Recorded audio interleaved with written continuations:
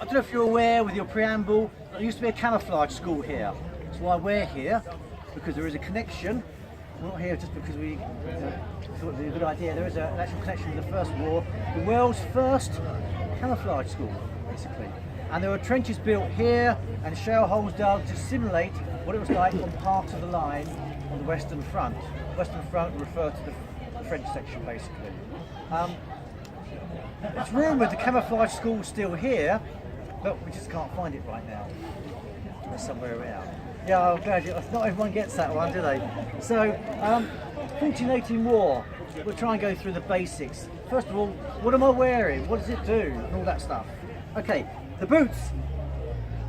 Hard leather soles with studs on. I've worn mine off. This is the third time I've done this. We did a 100-mile march back in July, some of us did.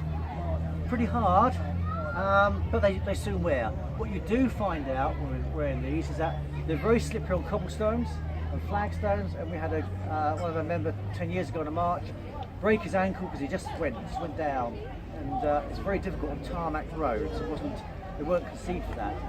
But I can tell you, when you sleep in them, which I have done many times when I've been out there, they're incredibly cold because the leather fantastically conducts the cold. Cold feet is the bane of my life when I've been doing stuff out there. Major problem. But on my legs I have, from the back to see, these things wrapped around my leg. They're called puttees. British Indian Army developed a system, an idea to try and keep the trouser leg all nicely tucked in, and also to stop stones getting in your boots. It's a really good idea. They're incredibly comfortable. Now, I've slept many times as is, basically. You don't have a problem. You're not supposed to wear them for too long because it can restrict the circulation. These are 90 inches long. Okay, it's all imperial measurements, 90 inches long. The right one can only go on the right leg, left one left leg, because you've swapped them around by accident, they won't weave properly, they won't look right. How do we know which is which? Because on the inside there's an R, and on the inside this one there's an L. So we know, we can mark them basically. Uniform, khaki, Indian word for dusty. Anything to reduce your visibility at a distance to an enemy opponent. Great idea. A lot of continental armies had brighter colours at that time, at the beginning of the war, because it was still, the mentality was still earlier, really. The French had red trousers, so you can spot for so far away, so easily. So this is quite an evolutionary design for military warfare at the time. The webbing. Webbing is the term which is still used for the material that carries everything you need, basically. So this is a first for its densely woven pre-shrunk cotton, very long lasting. This weapon here is 1915, still completely serviceable. You're carrying normal standard ammunition of 150 rounds of 303 ammunition. 303 is the width of the bullet's head. In Imperial 7.7 metric equivalent. 150 rounds there. You have your entrenching tool here, which is just a shovel pick. You don't dig trenches with this, but you can get down out of sight if you need. If you're on top and you're going to come down a bit more and build up. Very handy. Apparently also handy if you're in a trench, you can do your number twos and straight over. That's what we've heard, basically.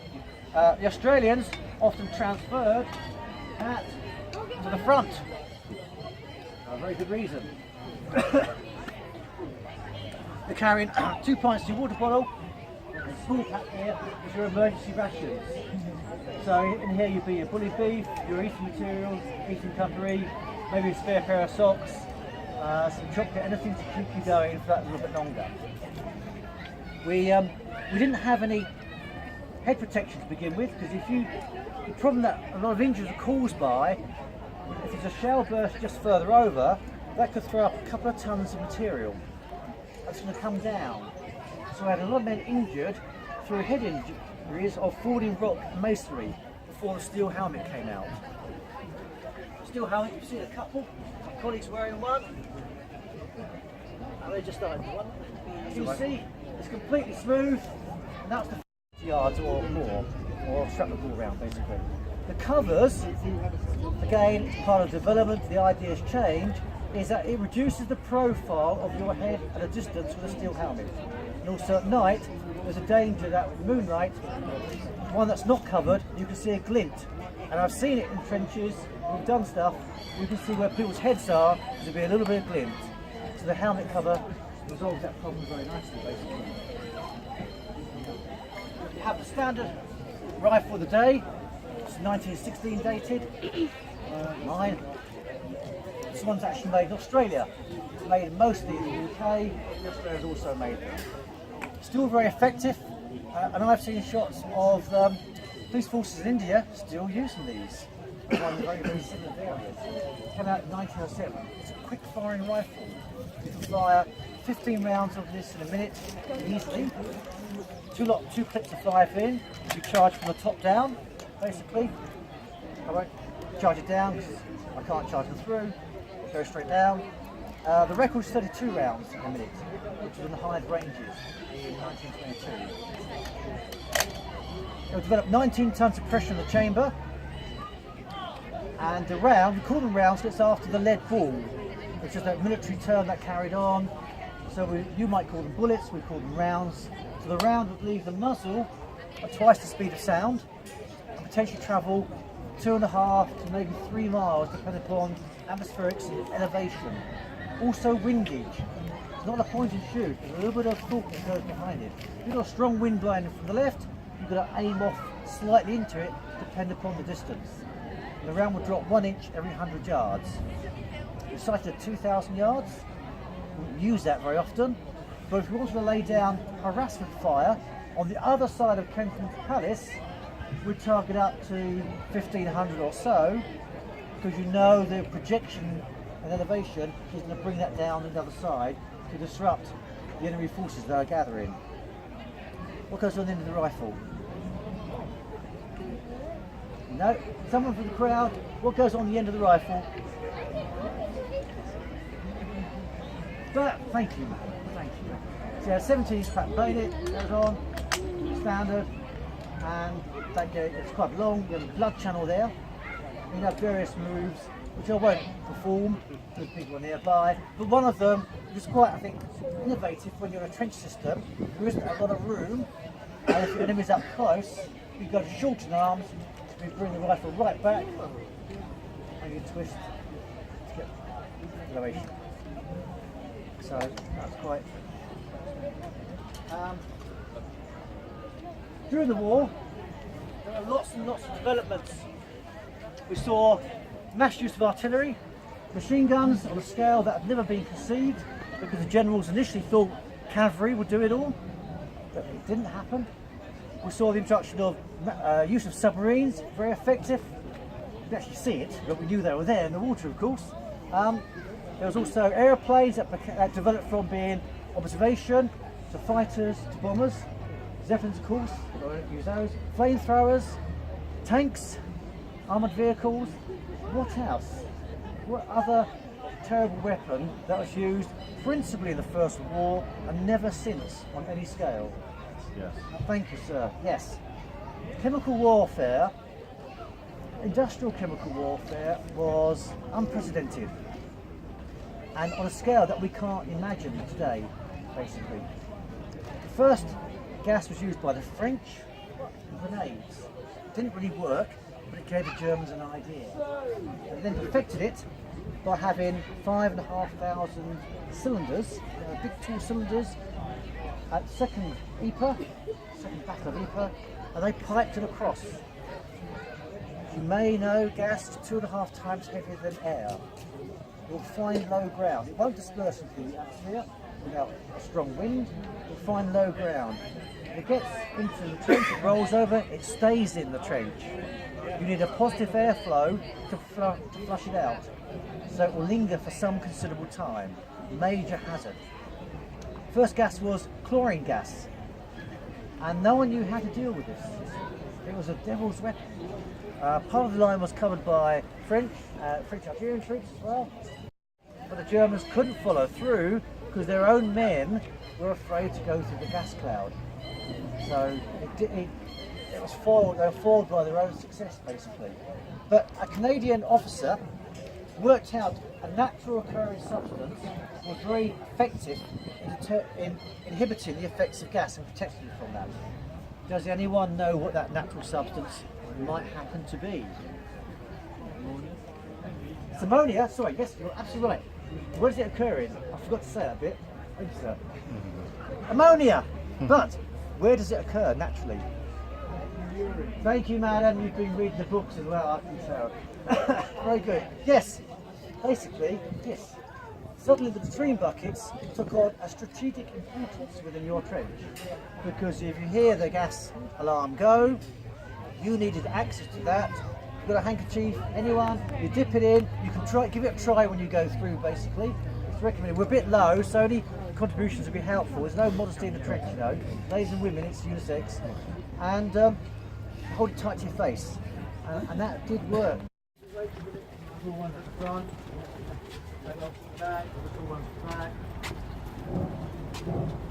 It's okay, I had a bath last week, so it doesn't smell that bad. Exactly, exactly. Excuse me while I do, but we've captured it as part of the advance which we started on the 31st of July. We haven't got as far as we might have at first liked, which is like the other side of Polygon Wood, and we are stuck here on the Eat Menin Road, and we are preparing for the next move forward. Now, my role as commanding officer of a company, which normally should number about 220, but at the moment we're down to around 100.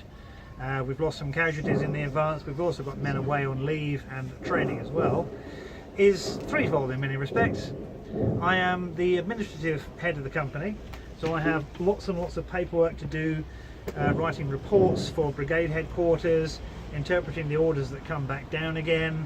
So I have that part of the job, the managerial part, if you like, talking to my superiors. But as far as the men goes, I am both their protector, father protector in a way, as well as their leader in battle. My first and most important duty is their welfare. So it's very important that I get a strong grip on morale in the front line, make sure that the chaps are properly fed and watered at all times, as well as having the material required to actually fight a battle. It's also my job to lead them when it comes to putting in a major attack. So they have to trust me to look after them, and they have to trust me to lead them well. Now, morale is an extremely important part of working in the front line, and you chaps are very important to that by writing letters to the front line, sending news from home, as well as the odd food parcel. The army does its best to send food forward, but it's not always easy to get food to the front line.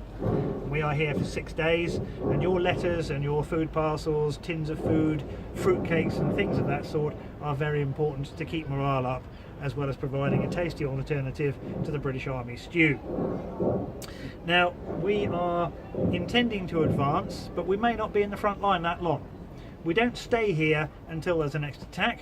We spend about a week in the front line, and then we are pulled back to the reserve trenches about 75 yards back, and we are there in case of an emergency, in case we have to be rushed forward in the event of a German attack.